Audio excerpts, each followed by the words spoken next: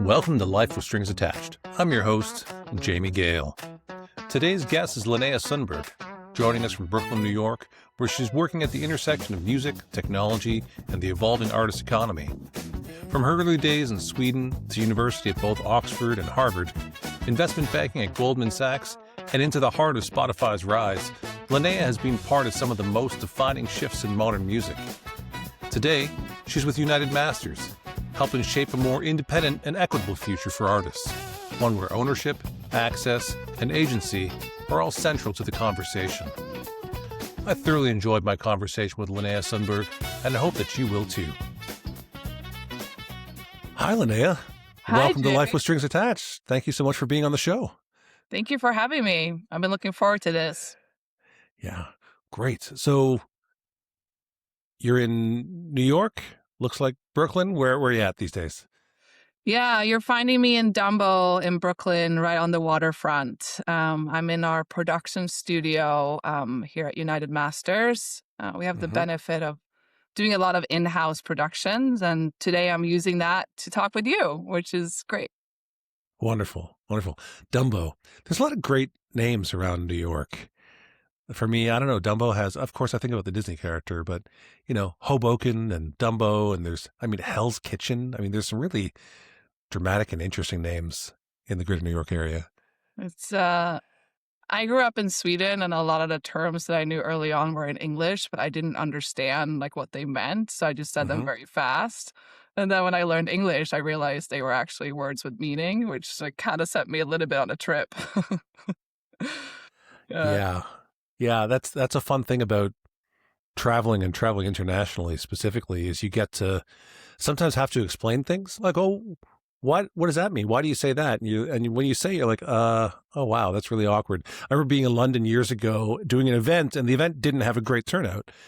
And when I talked to the host, he's like, well, it is Guy Fawkes night. And I'm like, what's Guy Fawkes night? And then he goes to explain Guy Fawkes night, where they make a bonfire and we make sort of a stuffed man, then we burn him at the stake. Oh my God, it sounds so creepy. He was having to explain this British tradition of burning a fake Guy Fawkes, a Guy Fawkes night once a year. Did you know about that tradition or no? Yeah, it's November 5th, right? Oh yeah. So you know about it. Yeah. Sorry, you were educated in England, weren't you? Didn't you go to Oxford at one point? Yeah, I did my master's degree at Oxford, and then I stayed in London 2 years after that. So definitely, I was feeling very at home in London. It's like being European, but also spending time in America. I think the UK is just a really great destination to just kind of have a best of both worlds. But I haven't spent that much time there since. But yeah, definitely knew that one. And then again, in Swedish kind of culture, there's so many different stories about during Easter, the witches come on brooms and they leave on the third day to Ash Wednesday, this and that. There's all these very weird things that essentially are kind of ingrained in my mind. And as a storyteller, it's always fun to pull on some of these things. They're random facts. Good conversation starters, if anything else. Oh, I'm going to have to learn more about this witches event. I've got a friend coming to stay with us from Uppsala, just outside of Stockholm in a few weeks. It's essentially just a quick way for kids to get candy because they go around the houses during Easter. But you should ask your friend about it. It's coming up. Maybe you can do it together in where you're at and see what happens. It sounds like Halloween. It kind of is. There's witches and they go around asking for candy. Yeah. Is that where it comes from? Does that part come from a Swedish tradition that we imported? So. I think the general desire in Europe for candy is pretty universal.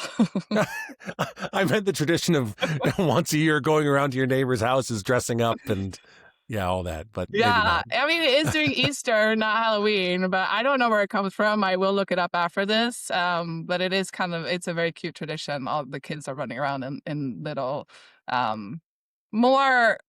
The witches' outfits in Sweden are a little bit more wholesome than the ones from the Halloween version, I would say. Yeah, that's interesting. There's witch traditions in a number of places. We spend part of our year in Italy. We have a home in Tuscany, and there's a witch thing there too. And we didn't understand. We were there at Christmas time this year, and there were witches starting to pop up in the shops and things that we didn't quite get the reference for. I thought, oh, that's a little out of season. That's strange as a North American perspective. Yeah. And then we learned shortly thereafter that there is a witch sort of tradition that happens somewhere shortly after Christmas also that I don't know very much about, but the point is it's yeah, witches. Well, maybe we'll do more to come on witches later on, but I was gonna let's go say. into let's go into well, where you are first of all. You're at Universal Masters. United Masters. United Shit. Masters. I said it wrong again. United Masters. And why is it United Masters? Well, in the spirit of independence and sort of building the next version of the music industry, and this predates me, I've been at United Masters for about 2 years, but I was really interested and compelled by the mission to essentially build a fairer artist economy.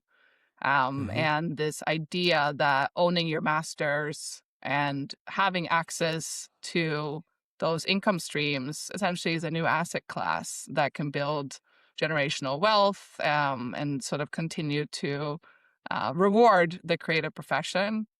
So that's sort of the foundation on United Masters back 7-8 years ago. And in that spirit, I kind of tongue in cheek, but kind of uniting the masters and sort of allowing artists to sort of build on that independence and sort of future system. And I think since then, it's kind of like it's interesting to see the market catch up. It's now more of a kind of a norm or sort of expected to sort of have more optionality in the artist economy. Mm-hmm. Not everywhere, but in some places. So I do think it's kind of interesting to just see the industry move, in a way that on the recorded side, at least, which is where I spend most of my time. Mm-hmm. Optionality. Yeah. What do you Choice. mean by that? Just choice in general, or is that a term you use often in your work? No, I mean, I think there's a couple of things that we say, like being independent doesn't mean being alone.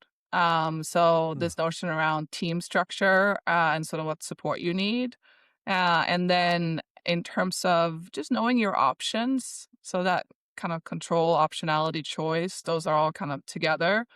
Mm-hmm. And I think that also comes with education and sort of access to information.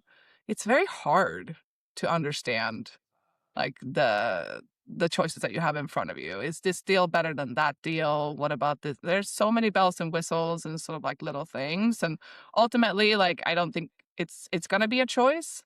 But allowing artists, labels, distributors, myself, everyone, you just like more agency in how you choose to build your business. And I fundamentally believe that in every part of my life, whether Mm-hmm. it's what I do for United Masters or with my advisory clients or sort of some of the other work that I engaged in terms of just being able to craft my own path a little bit. So very much aligned with that mission.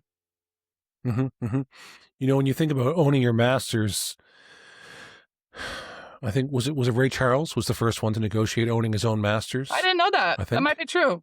I have no idea. I, I Yeah. think it was. I think that's how they got him over to Atlantic. He was already a superstar, but on a small private label that he was sort of their first and only sort of major star. I think maybe they had a few others eventually, but he was such a big draw at that point in time. He was being courted by some of the larger record companies, and one of the ways they got him over was that he wanted to own his own music. And they said, that's never been done. No one owns their own music. He said, well, you're not getting me unless I own my own music. At least that's how they portrayed it in the movie with Jamie Foxx playing Ray Charles. Is that it? That's where we pull our trivia from. I mean, it's probably right. There's countless of examples. And then in the more recent history around sort of Taylor's version, like re-recording in order to get more control and ownership, I think is really put the industry at surprise. And that was a really powerful move. Probably only Taylor could do it, but other people are now followed suit, Salt and Pepper and others, which I think is great. Mm-hmm, mm-hmm. That's fascinating because it places what the ownership is on specifically, and they are on the recordings, not on the song itself, right? And so the artist retains the song, the recordings are owned by the label, is that correct? And so when she made the new recording, she gave people an option of hearing that song that wasn't tied directly to the previous deal. Yeah, I mean, it's two sets of right, and she already had the composition, so, like, the publishing right, she was already the songwriter. Yeah. Then on the master recording, that's the one that we're talking about. I spend most of my time on the master side, so, on that sort of, like, featured artist that you see, but there is a similar argument or sort of thinking about that songwriter, portion of the rights as well. Hmm. I mean, once you dive into rights and sort of ownership and control and sort of the nitty gritty, like there's so many different forks and sort of fractions. It gets really complicated really fast. Hmm. Um, and for in terms of the masters, there's typically one or two kind of main artists on the recording side, so it's a little bit easier to pinpoint Hmm. who's Hmm. doing what. So why why you? How did you end up here? Can I be so bold as to ask a little bit about your history? Like maybe just the moments, and you can go as far back as you'd like. Some people say, "Well, I was born in to these parents and this brother and sister." You don't have to do that, Yeah. but just the things that you think are integral to who you are and what you do today. That if you remove that moment, you might not end up doing what you're doing. And I was give an example with this. Um, I travel a lot. People wonder, "Don't you miss home?" I moved 20 times by the time I was 20 years old. I've Yeah. lived in 40 places now. I'm 49 years old. I don't have the same sense of home that people have, and so I don't feel disjointed when I'm away from a particular place. I associate my home with my family, my wife, my kids, and we connect in a different way. And so, anyways, so then you understand how Jamie can travel the world doing what he does. So, with you doing what you do, your particular skill set, what do you think it is that built the Linnea Sundberg that we see today? Could you take us back and give us some understanding? Yeah, and I mean, maybe before going back, kind of going forward, I thought about this a lot in terms of kind of crafting my own career path and sort of where I'm going, Hmm. right? And I've spent the last almost now 15 years in music very much by chance. By chance and maybe passion, and I'll go into that in a little bit. But it's one of the things I've been thinking a lot about in terms of like, do I stay in music? Is this now kind of who I am? Hmm. And the kind of moat that I've built. And I'm very proud of what I've been able to accomplish, and I like a lot of it. But music is also crazy at times, so I'm wondering if I'm just deliberately making my life harder for myself. But that's Yeah. kind of in the uh, continuous self-discovery that we all go through, I guess. As a guitar builder and a player, you have a sense for when something's working right. That's why so many of the world's best trust D'Addario. Unmatched tone, perfect intonation, and strings made to the tightest tolerances in the industry. That reputation is no accident. It's the result of 400 years of being obsessed with quality and innovation. D'Addario, when you know, you know.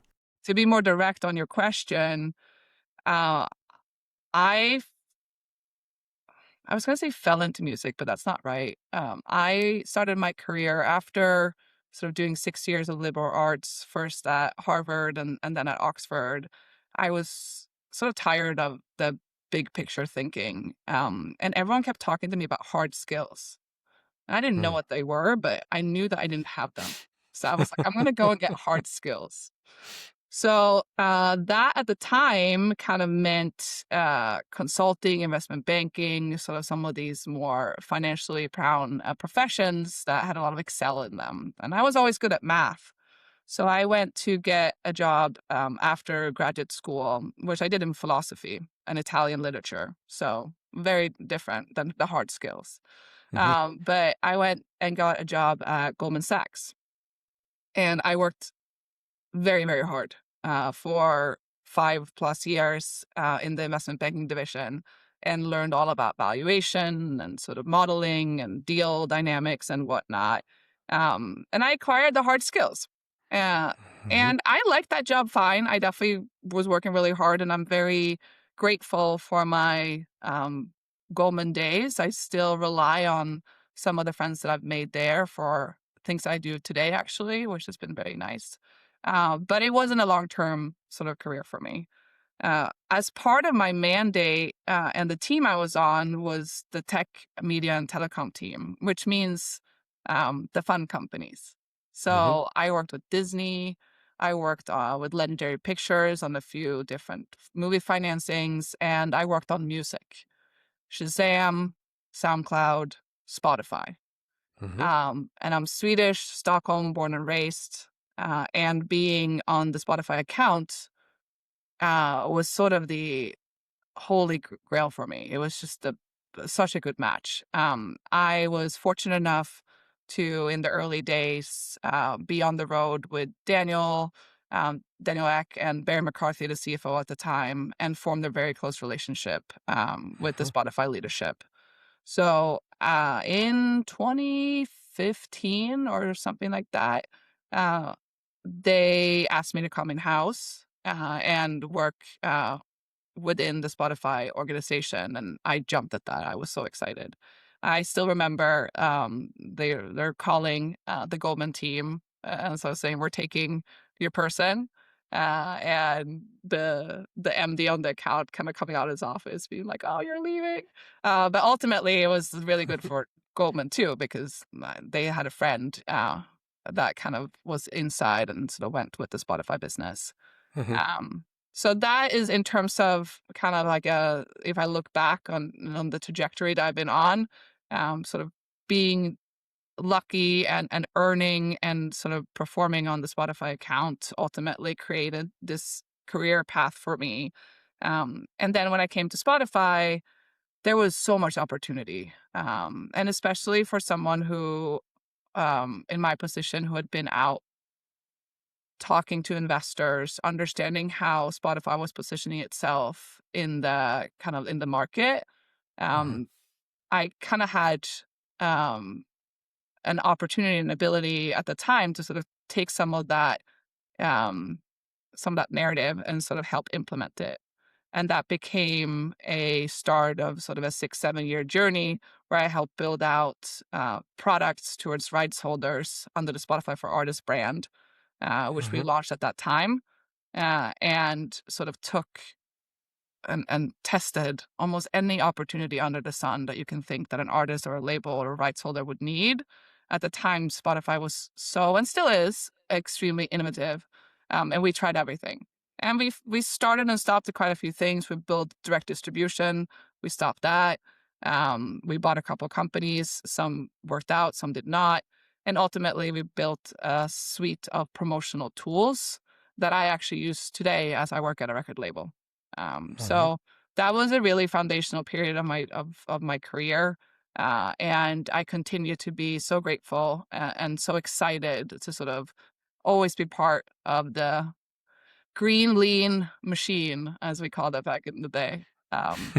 Maybe not so lean anymore. It is lean again, I suppose. Yeah, I'll stop there. That's great. I mean, that's a really important part in music history. A really significant part in music history. There can't have been too many moments that we can parallel with the moment of that moment in Spotify. I mean, maybe the Napster moment, recording as a technology in the first place. Yeah. There's going to be a few benchmarks along the way, and that's one of them. And you were there, being a part of making it happen. I mean, And that's it's like really. hindsight is 2020 or whatever you say, right? Like I don't think I know I didn't appreciate or realize at the time. Mhm. And in some of the moves that I made since, I decided to leave in 2022 to spread my wings and sort of do additional things. Um, I now look even more so fondly back on that time Mhm. and the the coworkers and the friends I made. I just brought in one of my product marketing peers to do some consultancy work for us because I was like, I know exactly what I need and I know you can do it. Can you please come Mhm. and do it? And I got him on the phone yesterday. We have a contract today. It's perfect. So there is essentially a group of individuals who I've very much admire, who are some are still there and some are doing other things. But yeah, it was a very special time.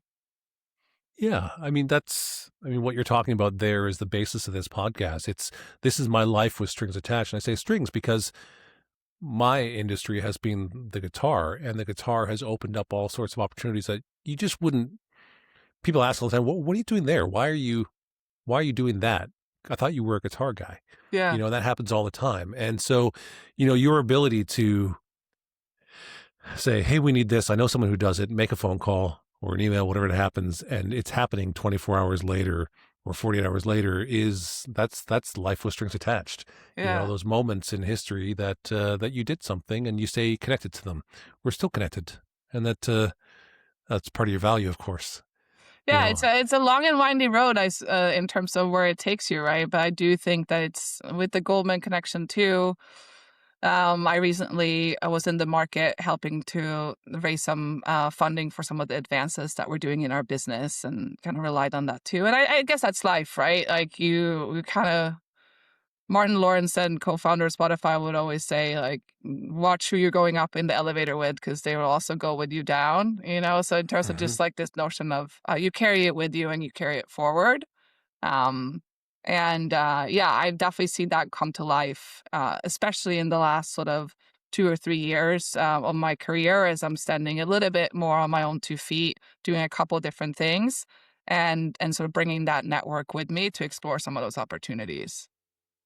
Yeah, the people who have had the best opportunities, it's not all luck.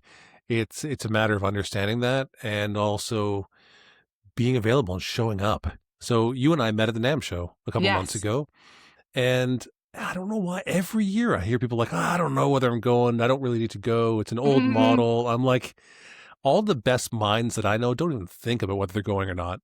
They know that they're going to show up and they're going to meet someone, they're going to talk with someone, and something's going to happen. Because how can you bring together that many people who are there, who spent money to try and achieve something and Yeah. not make a valuable connection? That's just nuts to me. And so here we are, you and I working in two different industries, somewhat adjacent. There's lots of You guitars on think the so? albums. You would put that I think we work in the same industry. Well, if you call music, but my work is primarily around the object of a particular instrument, right? Yeah. And so yes, but there's no reason that we should necessarily meet. There's people who play guitar, get recorded on Right. albums and own the masters and and such on the side that you're in, or the distribution there of Independent. the music and such. Independence, united together.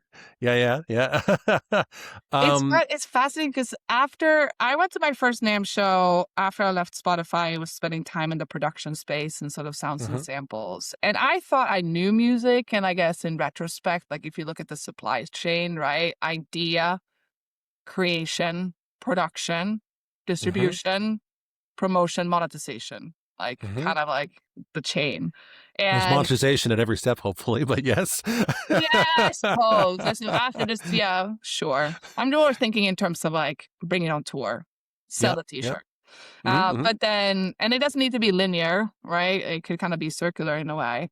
mhm, But Spotify is very much in the distribution and promotion part, which I mhm, noticed because we bought we invested in a online creation service called Soundtrap, um, and so played a little bit in production during my time there, but it wasn't as easy to sort of make the full connection.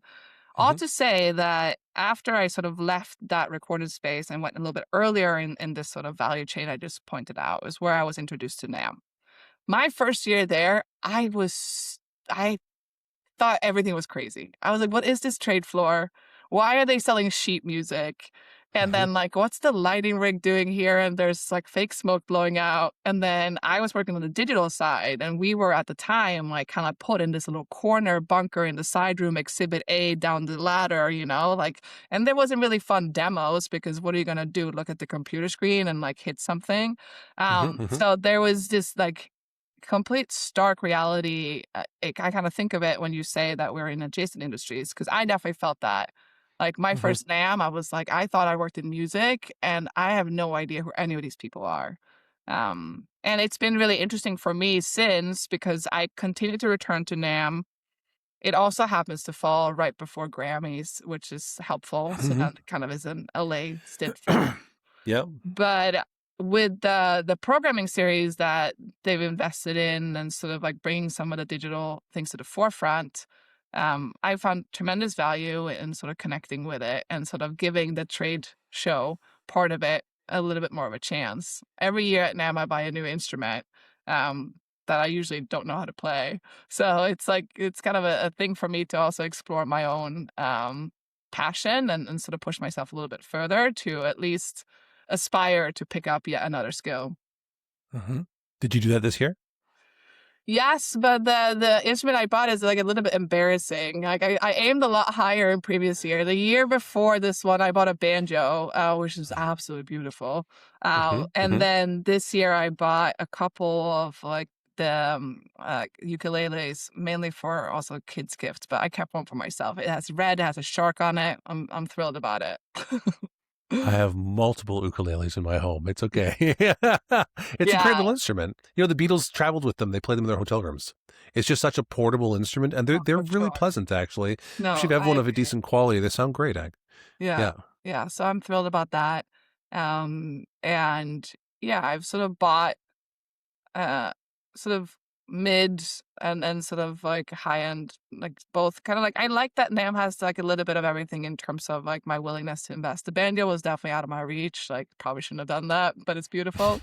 And then I've sort of bought a couple of keyboards that sort of fit my production setup and whatnot. Hmm. I worked, yeah, when I was on the production side, I had the benefit of getting some of the MIDIs and other keys kind of sent to me. So I have a production setup that I probably know how to use 50% of it, but it looks really good.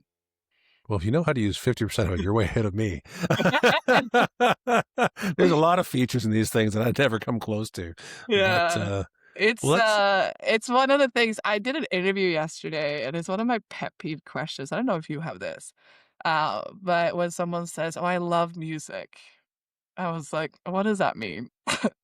So in terms of just like this notion around the passion around our space, maybe this is me spending too much time in it in different spots that of the industry to do different things. But if you're really into it, you kind of you pick up and you learn about rights, or you tinker with an instrument, or like being a fan in my mind is maybe a start, but some of these kind of high level statements around really loving music, I was like, what does that mean? Like, get a little bit more specific. you know, Show me that you really mean it. all right. And what kind of answers do you get? Well, that's where you like some of it is like, I like to go to concerts, and I was like, okay, like that's maybe the 101. I'm looking for something. Really, do you think that someone has to participate in the creation of to be valid in the enjoyment of? Don't you think that most music enjoyment is a passive enjoyment? I think maybe to be more specific, like the example here is like someone who wanted like was interviewing to work in the music industry, and then I was Oh, like, going to a concert is probably you can do a little bit more. the least you could have done if you're Yeah, trying to get in the industry, sure. yeah, yeah. Yeah, But I get that. Okay, mhm. so you're doing. Oh, you mean you're performing an interview? Yeah, I was interviewing someone. Oh, sorry. Because you're being interviewed today, I immediately flip Oh, that into you I were thought we in a were different talking. interview Is this yesterday. an interview? Well, I need we to are, cheat. but it so commonly gets called interview. That's all. And you're right. So every once in a while, I get a comment. You know, I remember one like I tuned into this to listen to the guest talk. They named them. Obviously, they know them. And you talk too much. I'm like, well, That's I, funny. we don't do interviews. I didn't respond actually, but it's a conversation, you know. Yeah, yeah, And by yeah. the way, that person has their own podcast. You can listen to them talk every week if you'd like. Yeah, But I am curious about that. Yeah, no, go ahead. well, the thing is, when we started doing this, you have to ask the questions. You know, you've been involved in many sort of strategy conversations about what the product is and what we're doing. And you have to make a decision. Are you going to have a conversation or are you going to do an interview? Because doing an interview really is about drawing out the guest and you sort of stay mostly out of it. You bring Yeah, out good questions, but it should be primarily about the guest. So we decided that for most of what we do was going to be a peer-to-peer conversation. And that was the model of this. And so really it's about two interesting people who are doing interesting things who might have a different perspective on life in the world, you know, and that becomes just a conversation. And so, yeah. No, I mean, I love that when so we did a panel together at NAM. I mhm, was moderating and you were participating, and it was about AI and so data and monetization and all these big topics that everyone care about. And the other panelists were sort of more operators in the field, right? And you sort of said Hmm. before, like, why am I here? But I thought it was your ability to bring a different perspective into that conversation and sort of tease a little bit kind of mirrored my own, because everyone had their lane, right? Because the Hmm. data person is meant to say that our models are not bad and we're going to help you and da da da. And the product person is sort of saying, like, what we're going to make is going to amplify your voice, not replace it. Like, everyone had their specific coin to toss. And Hmm. as the moderator, I was sort of teasing them or sort of pushing them a little bit further. And you kind of had a similar approach where you were sort of diving a little bit deeper into some of the assumptions that were made. So I thought that was really fun. Was it fun for you? I did. I enjoyed it a great deal. But Yeah. now, Cedar Creek Custom Case Shop is your premier fretted instrument custom case maker, and we invite you to create a musical instrument case unlike any other, one that's unique to you. Every Cedar Creek custom case is hand-built by highly skilled craftspeople using only select woods, Providence Forge hardware, and premium instrument-friendly materials. At Cedar Creek Custom Case Shop, we are dedicated to helping you design the case of your dreams. Find out more at cedarcreekcases.com. You say it though, I think, oh, did I step on your toes? Was I No, doing your no, no, no. role? I get put in this kind of like moderator role, like I've been helping, and I like to facilitate conversations, but at times it's also like it's quite exhausting because you need to. I mean, you're doing it now, right? You need to make sure that the conversation flows in a continuous way, and that's hard when everyone has their talking points. Yeah, yeah. There was a period where I started a different concept and I've recorded just one multi-person episode, like a pilot. And it was based around this sort of concept I learned from a book by Chuck Klosterman called But What If We're Wrong? And he referred to it as a hegemonic scotoma, meaning like a blind What does spot that caused mean? by the dominance of a particular way of thinking. So a hegemony is a particular way of thinking, Sure. often, right? And it often discourages any sort of dissent with a hegemon might.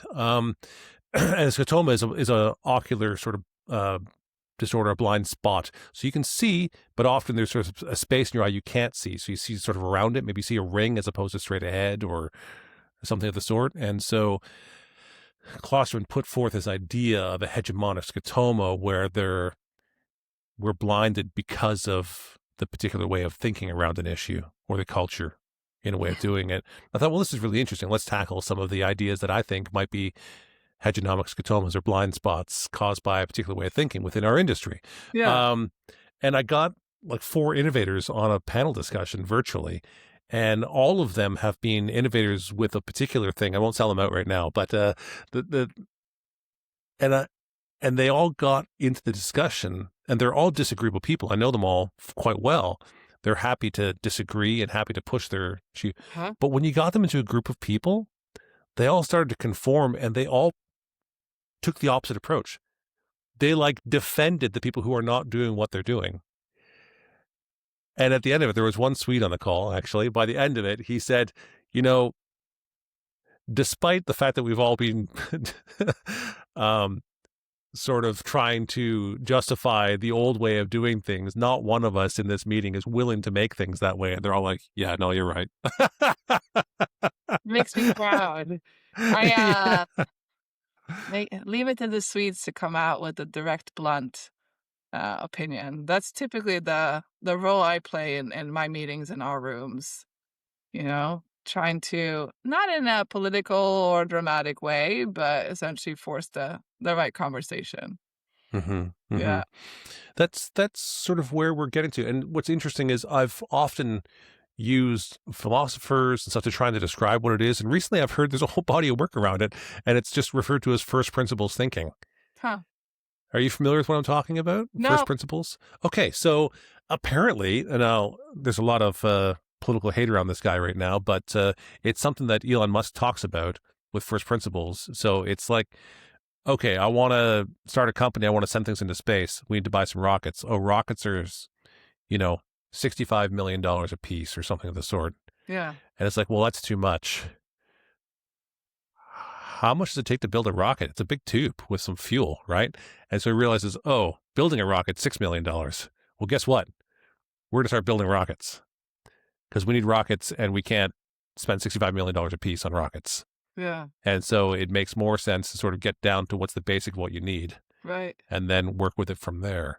And so, in that discussion we had about monetization with music, it's one of those things where I keep hearing about getting paid for music, and we've never been paid for music.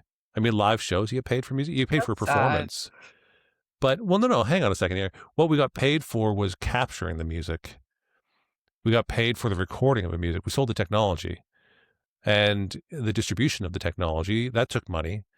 And so there was room for, compensating for the cost it took to gain access to something you didn't otherwise have access to. So if you wanted to hear music from Memphis when you were in New York, and before we had, before we could travel easily and such, we would capture a piece of Memphis in a recording studio at like Sun Records.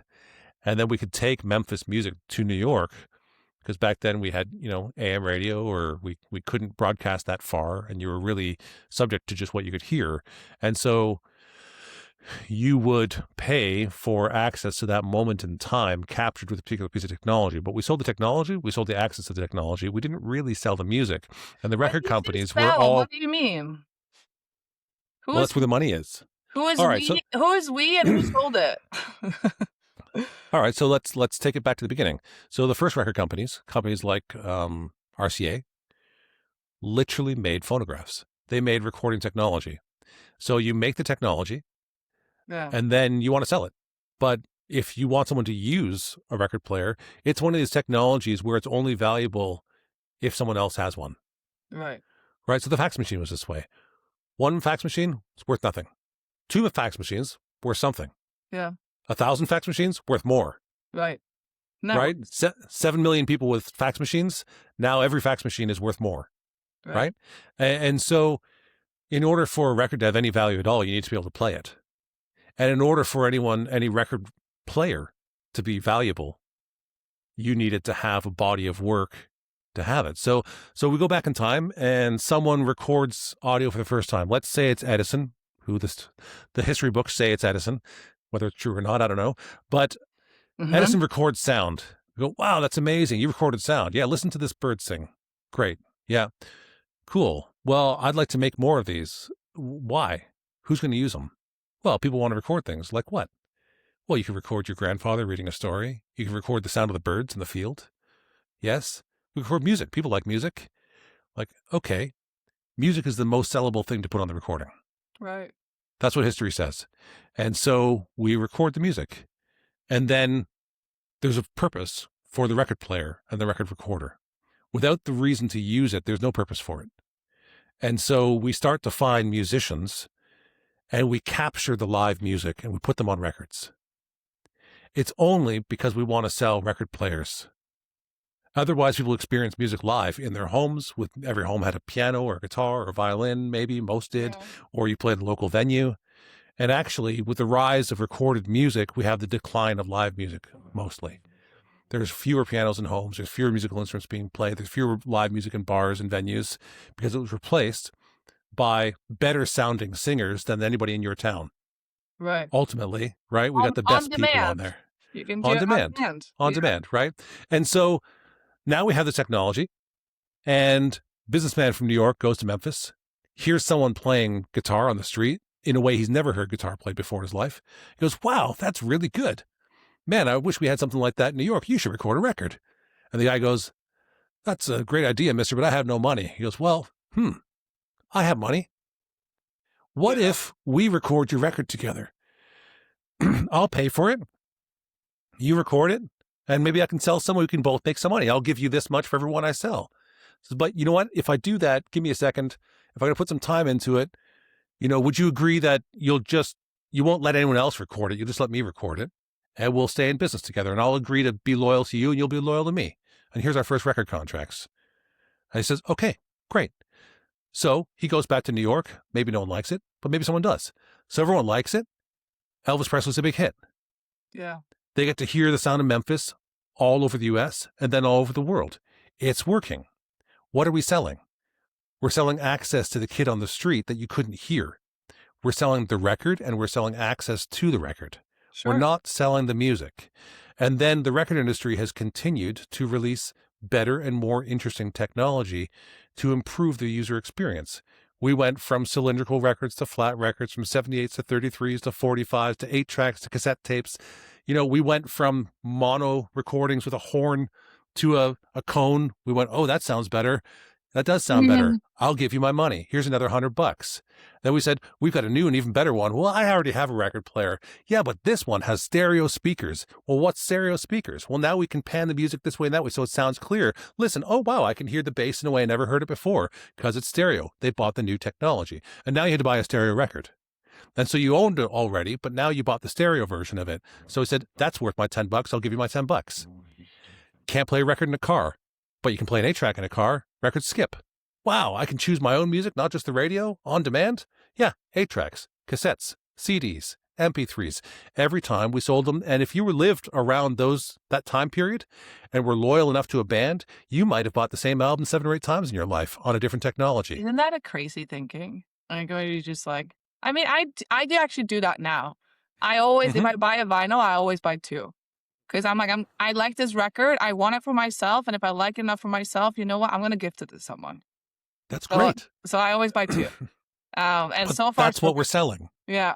But listen, that's what we're selling, Linnea. We've never been selling the music. We've been selling access to music and capturing that moment in time. And the problem now for people who relied on that business model is that once we went from CDs, which got scratched a lot easy and created a lot of car crashes as you tried to sort out your CDs and they pull them from the floor, stick them in, blow them off, the dust off them, the hair off them, whatever it was, and stick it in in your CD player, and hopefully it didn't skip anymore. MP3s came out and you didn't have to mess around with your CDs anymore. Not only that, but you didn't have a book of CDs in your car anymore. You could have 100 CDs on one thing. That's amazing. And it didn't get scratched, so you didn't have to buy a new one. And it didn't take up as much space. Say, okay, I'll pay for that. I'll pay 99 cents for each one of my favorite songs on iTunes. And that's what we did. And then we had Spotify. You were there for that. And so I can have the entire music catalog.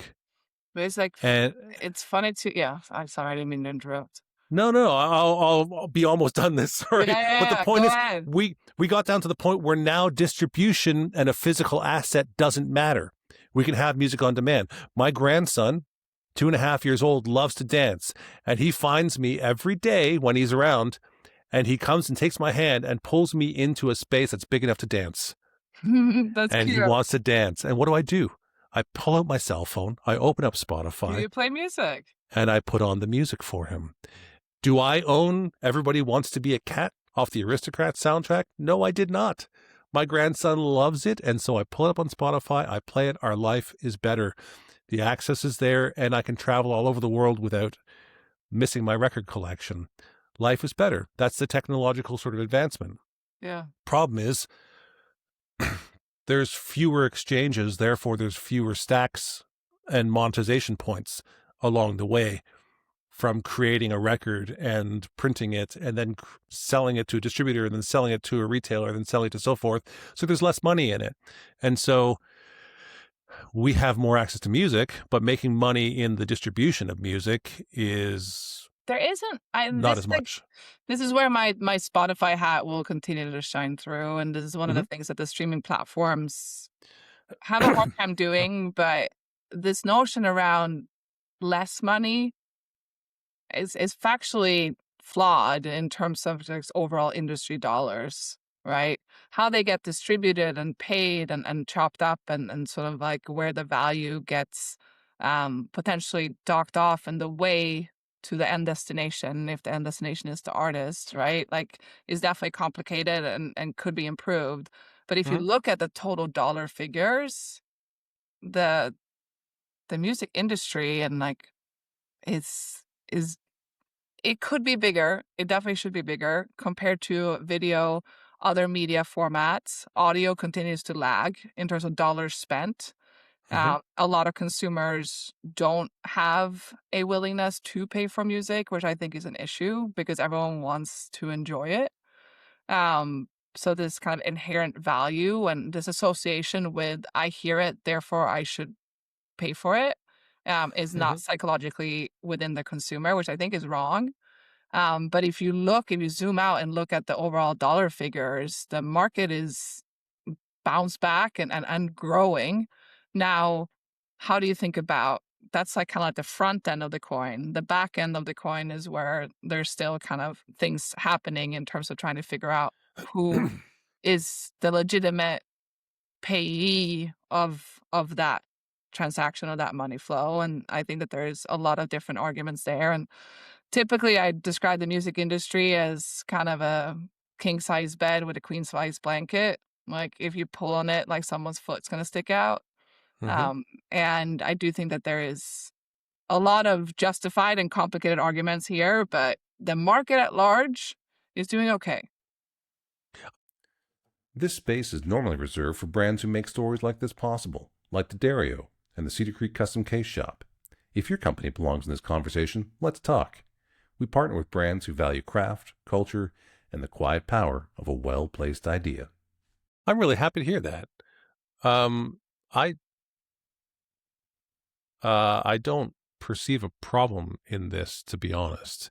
I Yeah. know that a lot of people and a lot of my friends, of course, I've been a performing musician, and a lot of my friends who make a living playing music really have a hate on for this current model. Yeah. But, you know, anybody who did anything before in the past that we just don't desire as much anymore has had to find a new way.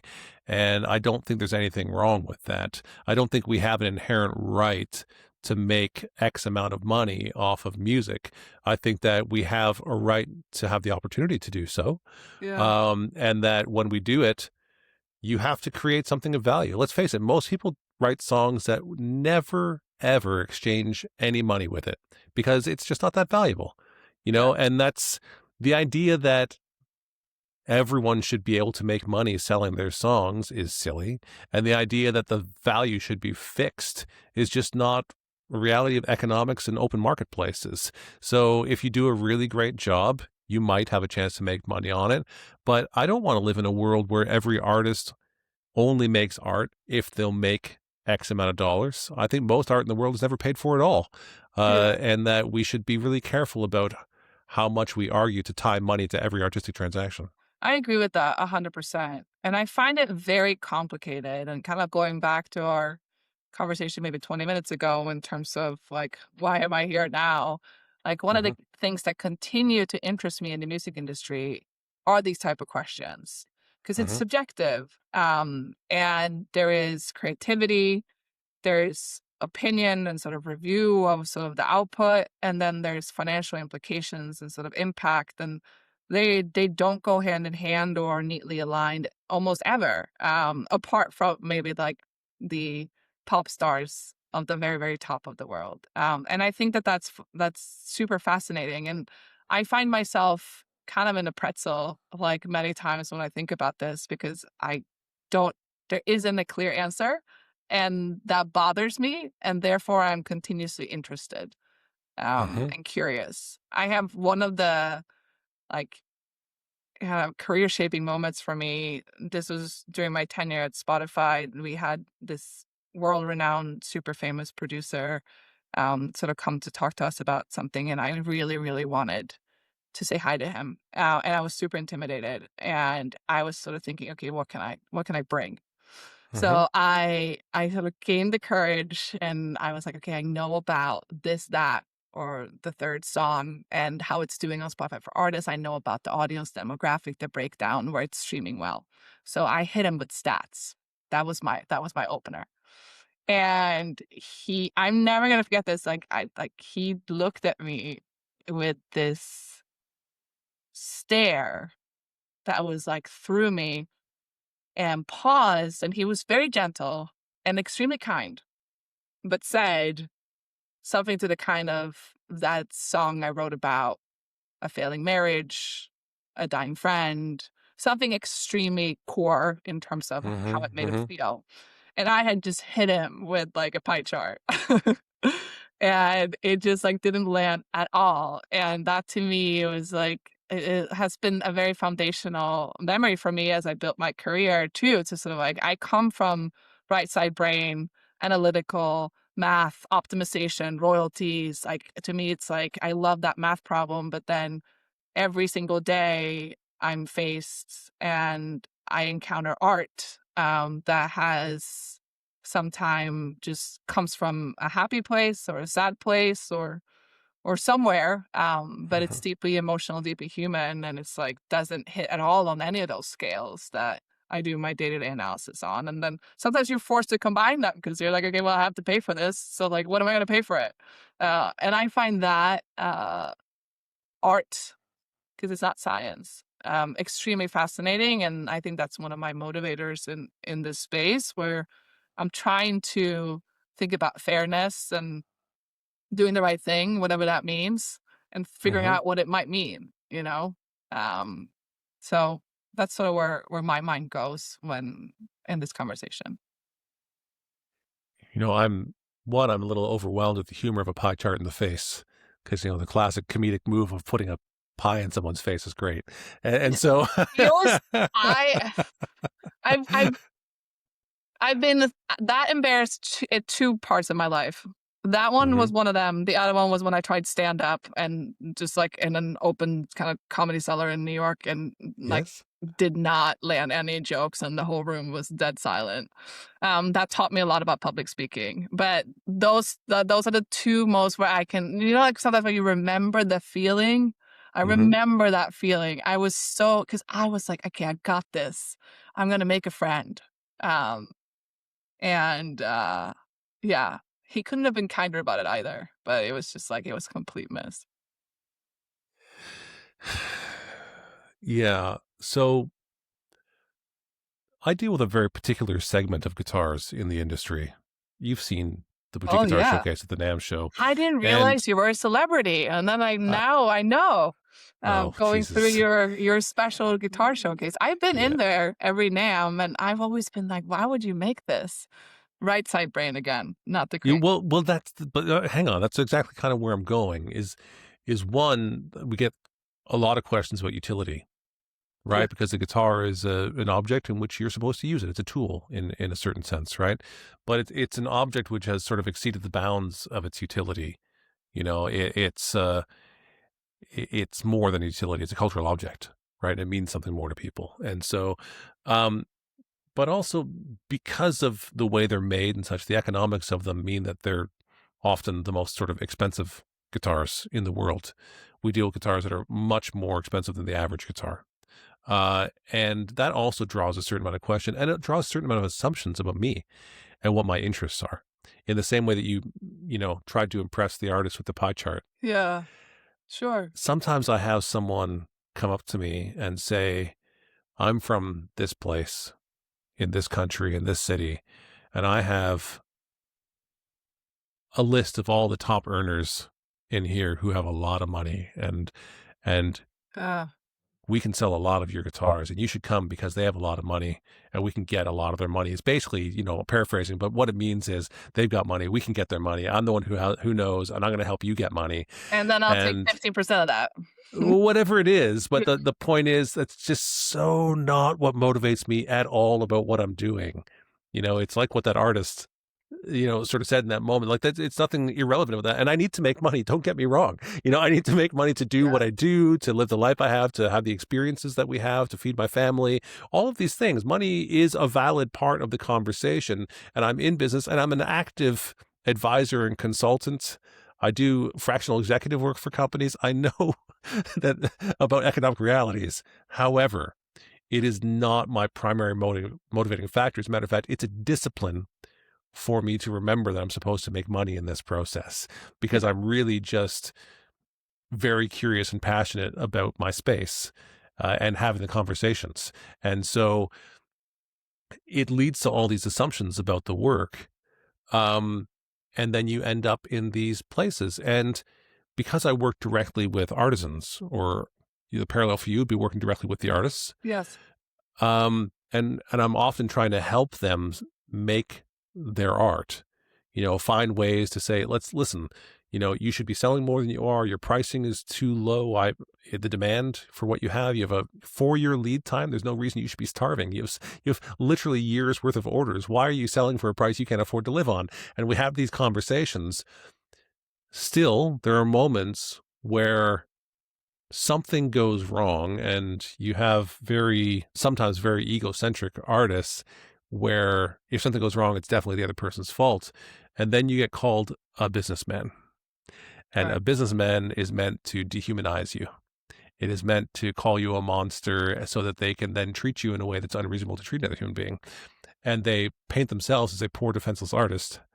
And you are the unreasonable money person at this moment when it is to their benefit to do so. And it's really fascinating about how we position people, how we talk to people, how we assign value to people and the acts in which they're doing, and whether we take responsibility for it or not.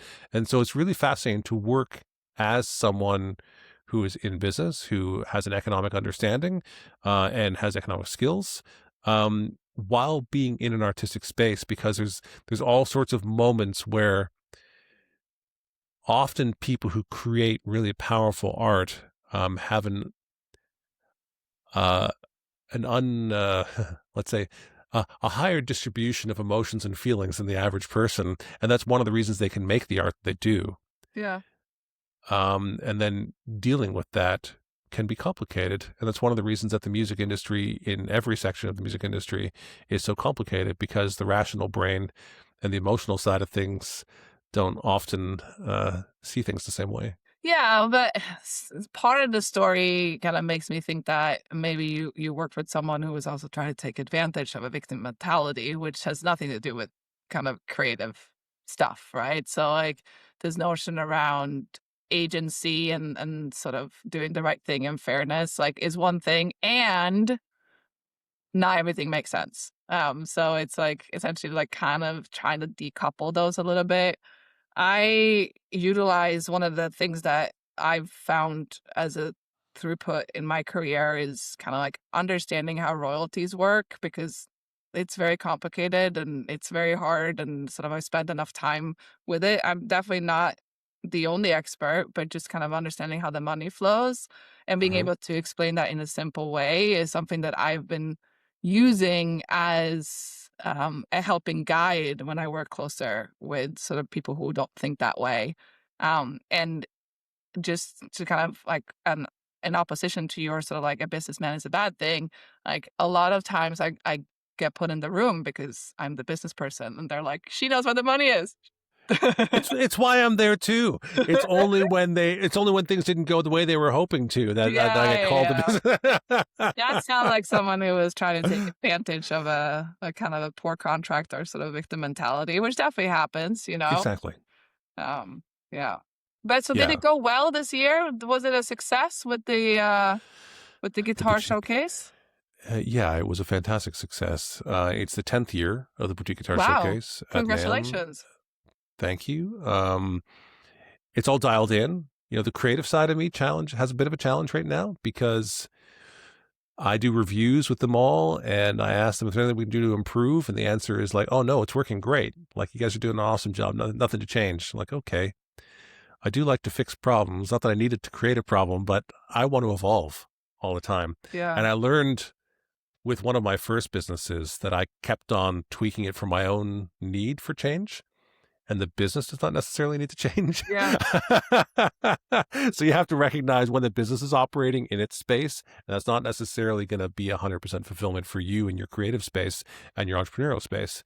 And I think so, that's very self-aware, and that's also very hard. That's one of the things I realized with my Spotify tenure after leaving. It mhm, was like one of the things, if I needed to do something different, but the business did not. mhm. And sort of being able to sort of like accept or work within those parameters, I think is something that I only realized much later. Yeah. Yeah, as a guitar builder and a player, you have a sense for when something's working right. That's why so many of the world's best trust D'Addario. Unmatched tone, perfect intonation, and strings made to the tightest tolerances in the industry. That reputation is no accident. It's the result of 400 years of being obsessed with quality and innovation. D'Addario, when you know, you know. Yeah. So I have other businesses. I'm putting together a guitar think tank in Tuscany in a few weeks with a number of the guitar industry leaders.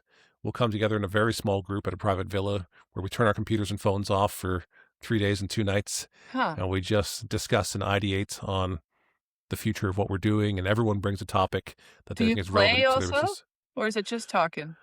No, it's just talking at that point. I Aw. think all of us play guitar, but that would become a completely different meeting. That would be like a bunch of college economics people bringing out the beer and the guitars a little too early, and you would never get to the economics conversation. I understand. I understand. So, but we do bring in a chef and everything where I create an environment where I don't want them to have to think about any of their particular needs. Yeah. Where food shows up, the schedule is done, drinks show up, we're in a nice spot, a beautiful spot. Everyone's got a beautiful bedroom with an ensuite bathroom. Life is just, everything's taken care of for a few days so that we can have open discussion. So, I do that. I do fractional executive work, advisory work. We create different concepts, and I love being able to apply my brain to things that I might not have ever done, except for the fact that a customer has a question or a need, Yeah. where I meet with a CEO and they tell me that they've got an unreasonable amount of rejected materials from some customers. I'm like, why do you have these rejected materials? Why do you have that many? I'm talking about like 6-7 figures of like just stuff that was rejected. Huh. And say, well, because they said it was, too light or too dark. I said, didn't you use like a Pantone or something of the sort? Right. Like, no. So you deal with all the companies in the industry. Yeah. Nobody in this industry uses a color communication system. No. So he said, can you do that? I said, well, yeah, we can probably do that. So next thing you know, me and my team are putting together a color communication system for the entire guitar industry through this one particular vendor, which was a wonderful thing. I said, all right, we're going to learn about color. We're going to take a deep dive on color theory, and we're going to understand it, and we're going to talk Sounds about materials fascinating. and how materials transfer, how you communicate materials and colors across oceans from one country to the next, across language barriers. And I love that kind of thing. It's like, okay, let's learn everything there is to learn. Let's get in there. Let's find a solution. Let's test it. And then they use the system. And so, but nobody knows I do that stuff. Yeah. No, I mean, it sounds very creative, in terms of just being able and curious. I think that's one of the things that resonates with me. That's how I've been trying to build, sort of my more recent career choices as well. I have this advisory, a small kind of group of companies who are kind of early stage fight or flight, and they're tackling interesting problems in the music tech space. And I just get so much enjoyment out of working next to them and sort of hearing how they think about things because the ambition is just unreal, and they're sort of just like, of course we can do that. There was one, I'm a startup or kind of a mentor, at a conference in Amsterdam every year, Amsterdam Dance Event. It happens in October. And there's one Swedish startup that I really loved this past year called Autonomo. And they essentially, have tried to solve the problem of if you have a bunch of speakers, and they're different brand, vintage, and sort of like tech enabled, you can plug these in that's part of the power outlet. And that essentially up levels the speakers to be smart speakers. So then you can essentially create networks and sort of play all together in the house. And you can essentially create your own Sonos on much better terms. And you can sort of bring it with you too. It's portable, which sounds like I was like, why didn't anyone think of that before? And the answer is probably people did, but no one kind of did it. And this is young founder, Leo, 23 or something, and shows up and just like has this like super nice, like it's a little dongle, Atonement. You should check them out. But it's just like it's a fascinating company. But so I love just sort of seeing inspiring entrepreneurs like kind of take on some of those questions. And most of those companies will probably not make it as far as they would like, but some will. And that's sort of what's exciting about the whole thing. Yeah. Yeah, that's a great idea. I'll be thinking about that one. I You have should lots of get it. friends. It's online. You can just buy it. It's like $20. Then I'd have to get some old speakers. I'd go down a different rabbit hole. I'm very because my life is so mobile. This Yeah, has surprised a lot of people. My primary listening comes from a like 10 centimeter by 10 centimeter portable Bluetooth Bose speaker. That's very interesting. portable. It sounds fantastic. It's as loud as I ever need it. I'm not trying to have a party. Even when we do have a party, like a dinner party, Yeah, then it fills the room and everyone's like, where's the stereo? And, I am a musician. I know something about acoustics and physics. And so as long as you place that speaker in the right spot of the room, yeah. it fills the room. It's remarkable. And so, but I have lots of friends who have more sort of fixed addresses and have stereos and spend lots of money on hi-fi and all of that who will let them know about it for sure. Well, it's like my dad built his own speakers. Like he's an engineer by trade, and he was just like passionate about sound, So at my parents' house, they're in their 70s, but hmm there's these two old boxes of speakers that he put together, and dying to see if this technology works for those, because that would be so cool, because they're not used anymore, but that could essentially revive that.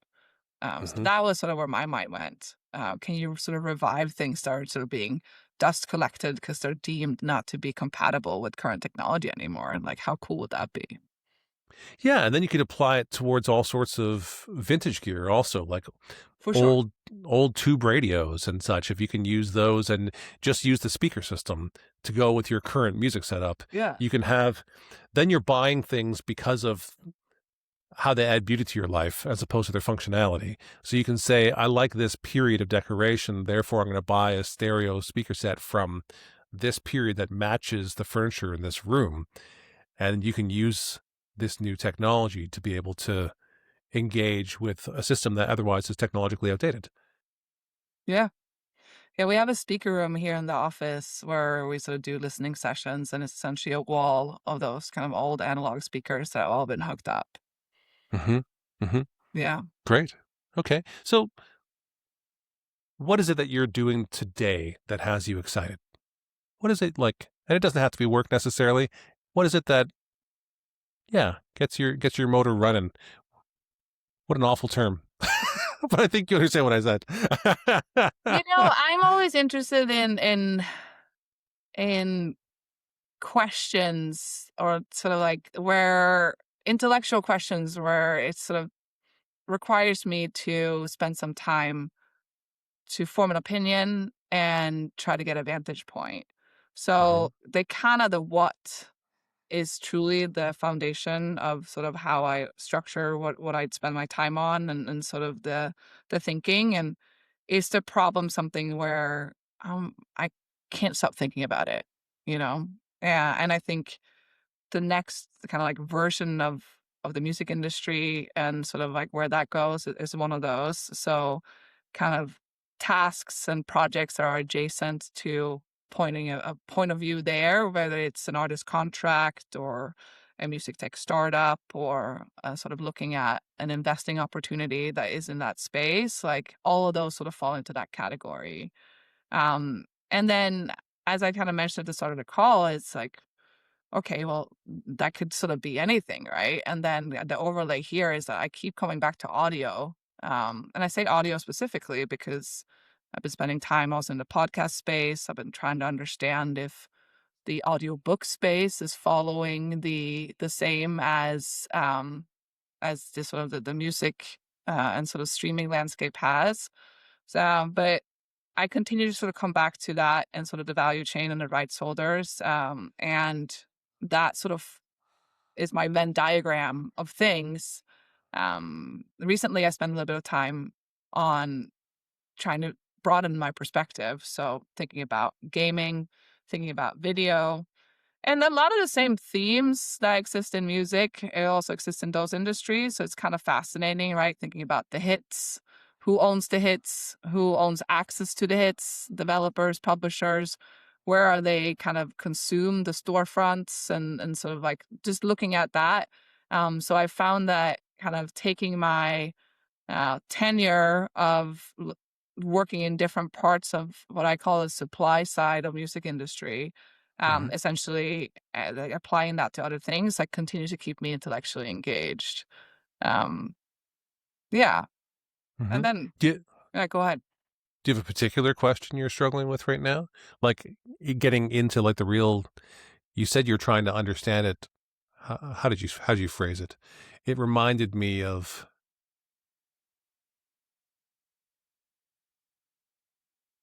just the trying to get to the root, the first principles of a situation.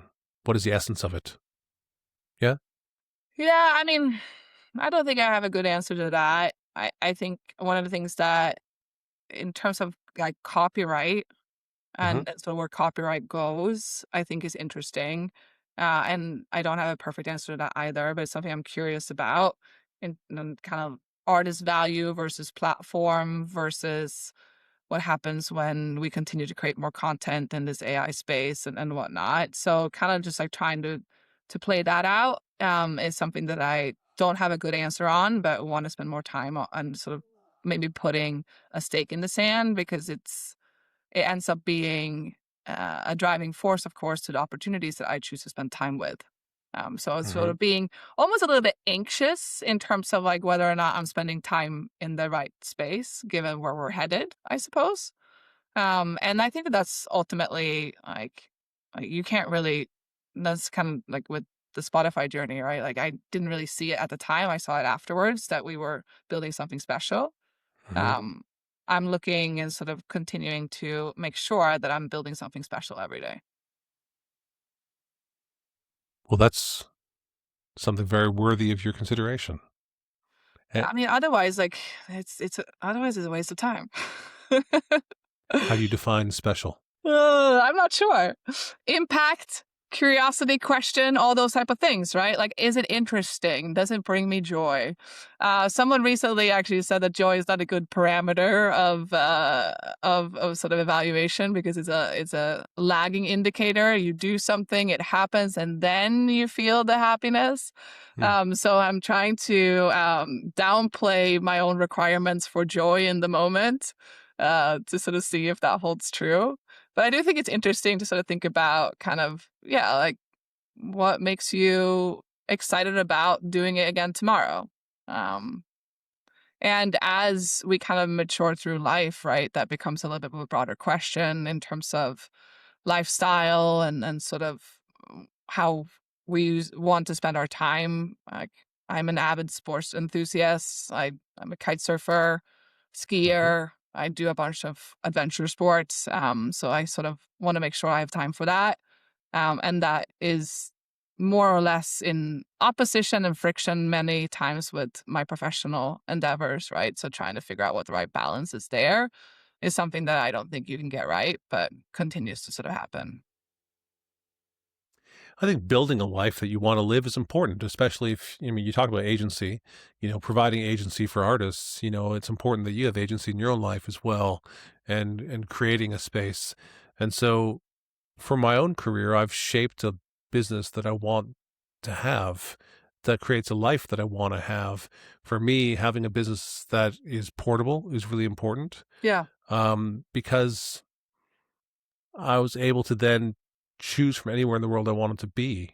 I'm currently on a lake in a forest in the middle of nowhere in Canada because I like being on a lake in the forest in the middle of nowhere in Canada. I like being here in the winter and I like being here in the summertime.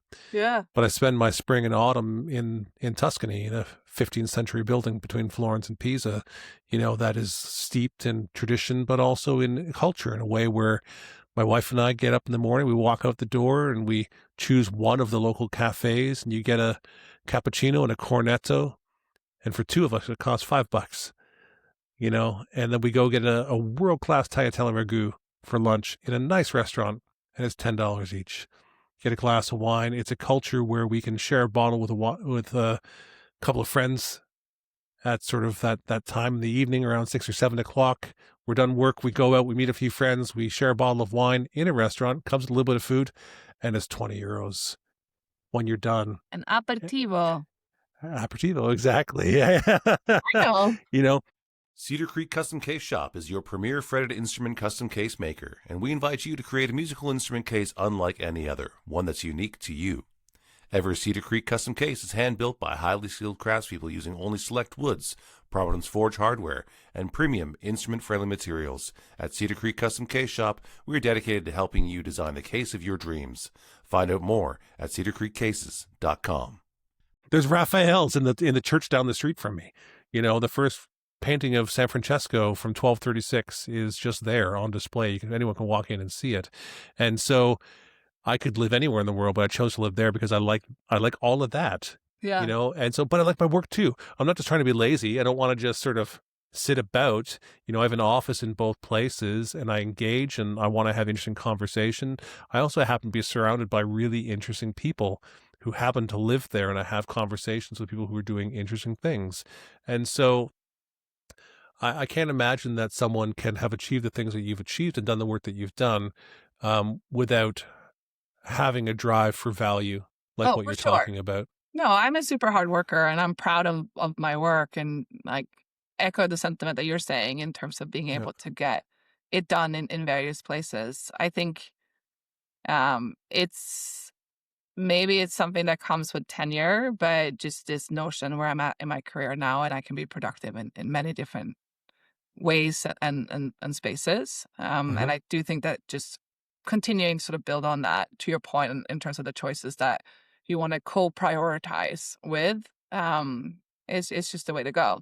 And it's more so than nothing else, just a way to maybe be self-aware and sort of making the space as well. Yeah. So I have a question for you on something you said a moment ago about copyright.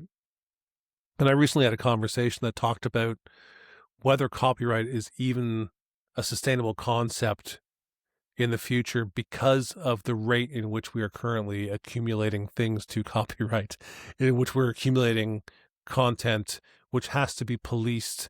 And there's a certain point in time here where if we have to monitor and police things to maintain a copyright, and we're producing things at millions of bits of copyright per day, the system is just not sustainable. And at what point in time does it just open up to sort of an open desk sort of free space within most things? Not that there will never be anything copyrighted, but whether the way we currently copyright can be sustained in the type of future that it looks like we're headed towards. Any thoughts on that? I think that's a red herring. Like, the systems are going to be able to match whatever the output is. Like, I don't think that's the real issue. What I would instead sort of focus on is kind of like, what is it that's unique, or sort of how do you define kind of like value or the idea itself? And do we do a good job at that today in terms of the parameters that we've set up, right? This is what a composition is, and it's original because of X, Y, Z and whatnot. Like, do we describe it in the right way? And there, I think there's probably room for improvement. And I say that because I have a little bit of kind of PTSD from kind of the licensing arrangements between major rights holders and the platforms, and sort of thinking about that and value and some negotiation points. I've been a little bit too close to that for too long. But if I take a step back, like, there's still some sort of rubric and framework that sort of captures the essence of what we're talking about, which is, I thought of something, I made something that is unique to how I thought about it and made it. Maybe influence, and I'm already getting into great territory, right? So it's like super tricky. It's very hard to draw the box, but there's definitely a box, and whatever that box looks like we can track it. So this notion around there's going to be too many permutations and this and that, then the rule is just not clear enough. Let me frame this a slightly different way. So I have an industrial designer and guitar maker named Ulrich Teufel wrote an article for us that exists on boutiqueguitarshowcase.com called The Intentional Guitar. And he made an observation that I'd never thought of before. And I think a lot about guitars and guitar design and history and where we're going. And he made an observation that I thought was fascinating, where he said that the violin developed in a pre-copyright world and was perfected by many peoples, many groups working on the same body until we arrived at a point where that instrument really doesn't need much of anything else. It just works amazingly well. Whereas the electric guitar was developed in a world of copyright from the beginning, which demanded diversity, which also meant that you could not build upon the ideas that came before it. And we cannot have multiple groups refining and working towards the perfect guitar.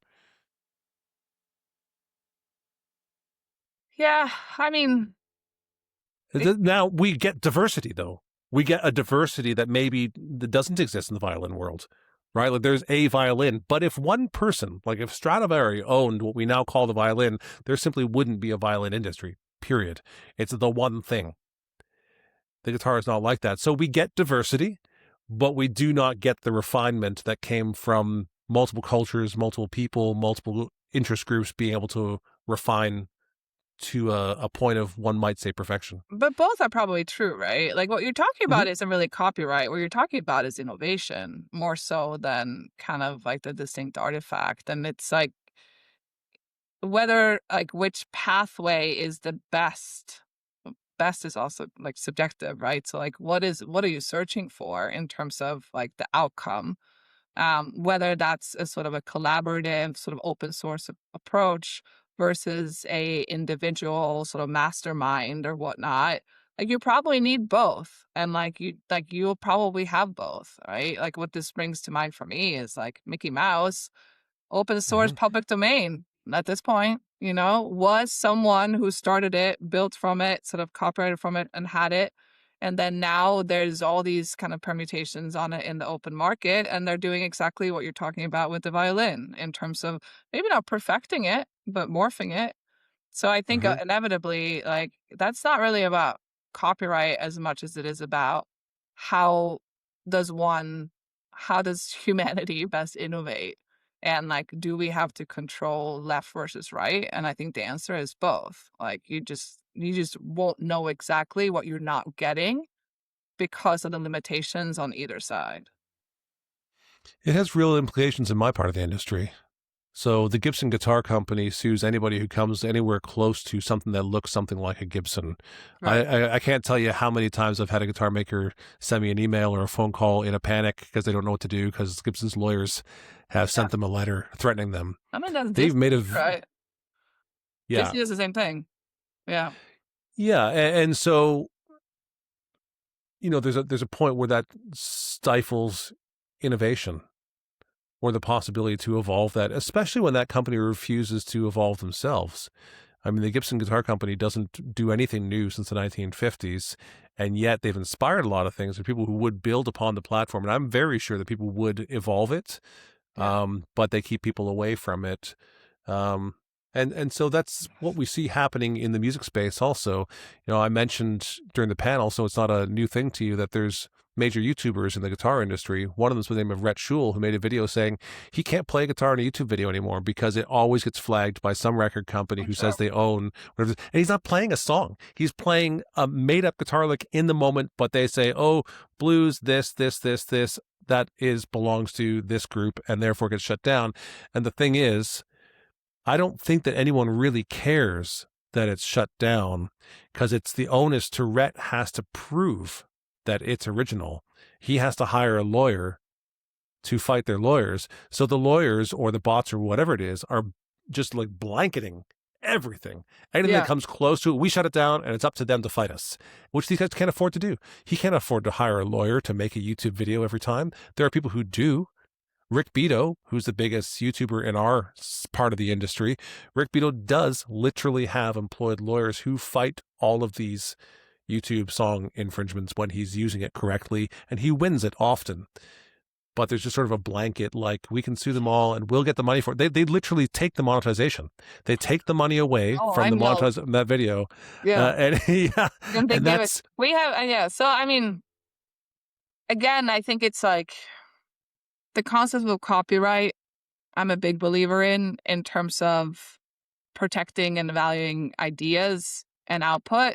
And then there's a bunch of downstream stuff that could be better, should be better, right? So what you're talking about right now in terms of content ID is essentially a rights management platform that I believe is far too dated for today's industry. The example that you mentioned is extremely prominent, but Mm-hmm. it's also like there are plenty of loops, samples, and sounds that are non-exclusive and will be used in multiple occasions.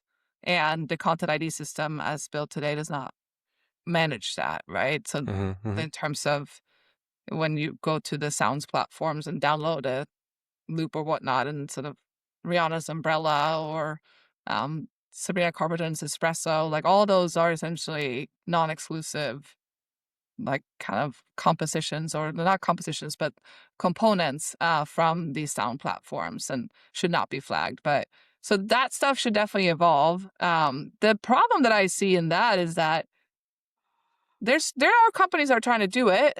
There's a company out of Sweden called Music Infra that Mm-hmm. essentially is trying to sort of map rights holders and sort of do that.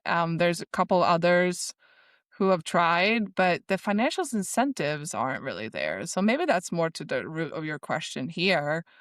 So you have the sort of the big dogs, the Gibson, the Disneys, and the whatever, who are essentially have the money to enforce and sort of bully tactics, which is probably not right.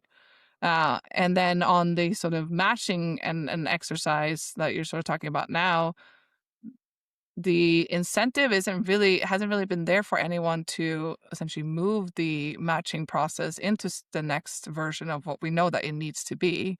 Mm-hmm. Um, we've always sort of like tried to see at that point, like, this is that where blockchain comes in. That feels like an obvious example of sort of being able to trace usage and sort of components and whatnot. But there needs to be improvement in metadata and enforcement and sort of how that is matched. I don't think that that is a direct negation of the value of IP and copyright. So I probably put those two in sort of the idea versus the implementation. The implementation Mm-hmm. has challenges, and perhaps that's what you've been trying to tell me for the last 15 minutes. Maybe not clear enough, obviously not very clearly. But yeah, you're right. It's not that I think that copyright needs to be done away with necessarily, but Yeah. I think that we have an issue with how it's implemented, how it's policed. So I will tell you that the argument that Gibson uses is that in order to keep their copyrights, they have to equally enforce them. So they say their copyright is only valid as long as they're enforcing their copyrights. So they cannot turn a blind eye on one person and then enforce it on another. Otherwise, they won't be able to enforce it when it comes time to, because they turned a blind eye on the other one. Apparently, that's the way. I'm not a lawyer. That's the argument they make. Say, hey, listen, we own them, so we have to enforce them. Yeah. And it's. I really am just mostly concerned about the idea of rationale and making sure that creators can create. That's it. I don't like that we unleash this sort of deputy into the Wild West who shoots before asks questions, and that's okay. Yeah. No, I don't disagree with you at all. I just also acknowledge that it's just like, this is one of the, like, to your question before about motivators, like, I think this is super, super challenging. There's some obvious examples, like you draw the Mickey Mouse ears or whatnot. Everyone Hmm. says, okay, that's that. But then you start making it a little bit more abstract. You take an ear away, you do something else, and all of a sudden, like, is it still, like, where is the line, Hmm. right? And I think that's really, really tricky, and it's very subjective. And it's hard to get that right. So that's kind of the empathy I have with the space. And I know that maybe the pendulum swings a little bit towards the folks who can essentially have the louder voice in the room, which isn't right. So we can create better systems for that. But just also acknowledging that it's probably not a hard line. It's probably not static, and sort of being able to sort of move with that, I think, is probably the challenge that would need to be tackled in a more well-intentioned way here to create some of that space that you're talking about. Hmm. Okay, so what is your advice for an independent musician who wants to make a living playing and recording music? How is the best way for them to navigate the current circumstance? I know you're actively involved in trying to create models that work for these people, if I understand you correctly. Yeah. And so we have such musicians who listen to this podcast. You know, what is it that they might be missing, and what's the best advice you can give to them to sort of have a fruitful future? I hate this question. And I'll tell You're you why. welcome. No, because I say this in my line of work every day. Like, I have so much empathy and compassion for what it means to be an artist today, because you have to fight and be active on all cylinders. You have to Mhm. be a brand. You have to be always on. You have to be online. You have to be approachable. You have to make good art. You have to have the right team. And it's like, and then we only hear of the moonshots that kind of break through and the success stories. You know, we don't hear about the 99 other cases where one of the things did not click and therefore it didn't go the whole way. So I think it's tremendously difficult and challenging, and there's so much music and so much good stuff coming out, and a lot of it doesn't get the airtime it desires. So I mean, I say this because I'm on the kind of label side, or sort of on the recorded. Like, the main thing is around, like, what do you need to build an audience? Who do you need help with, in terms of, are you good at kind of approaching or sort of connecting with people, and then sort of how do you go from there? I think ultimately it's the audience building that the industry is continuing to have extra value on, because it's the hardest thing to get right, because there's so much stuff out there and it's overwhelming. So it's trying to figure out who your best partner is, whether it's yourself or with a team, to come up with a strategy that works for you. That would be where I would start. And then all the other things need to also, there's kind of necessary, but they come with it. And by all the other things, I mean the social and showing up and being part of the scene. I say that jokingly, but I do notice that, especially when people are out and releasing music, kind of being more prominently present and featured does help. All right. So, Yeah. Linnea, as we look towards wrapping this up today, I always like to throw it back to our guest. Is there a topic today that you were hoping that we would cover that maybe, if I were a better interviewer, I would have brought up, that we failed to cover so far, or a question that you have, or But last one's to you. I had absolutely zero expectation, which was maybe The bar is low, Jamie. No, I mean, I think it's fun. There's we could talk about different case studies and stories for a very long time, and I think my hope and desire is that there was something in here that was helpful and insightful for you, for listeners, and I definitely enjoyed the conversation, and sort of bringing it high and low in terms of bringing in some philosophical elements as well as some more near-term examples, I think makes it dynamic. So I appreciate you for that. Okay. All right. Well, thank you, Linnea. I look forward to seeing. Come see us in Dumbo. I'm going to go into the listening room, and the other one, they're pinging me now. We have a little listening session going on, so I'm going to go hear some new music. All right. So the next time I come through New York, the problem is that I normally come through in an RV with $500,000 worth of guitars, which we can't just leave on a New York sidewalk. Yeah. Bring him in. We'll make it a showcase. All right. Let's talk about how we can merge our two worlds. That sounds good. Sounds great. All right. Nice Linnea. to see you. Thank you so much. Okay. Take care for now. Bye-bye. Bye. You've been listening to Life with Strings Attached. If today's conversation meant something to you, consider passing it on. These stories find their place through the people who share them. A new episode comes out every Friday, right here, wherever you're listening. I'm Jamie Gale, and thanks for listening to Life with Strings Attached.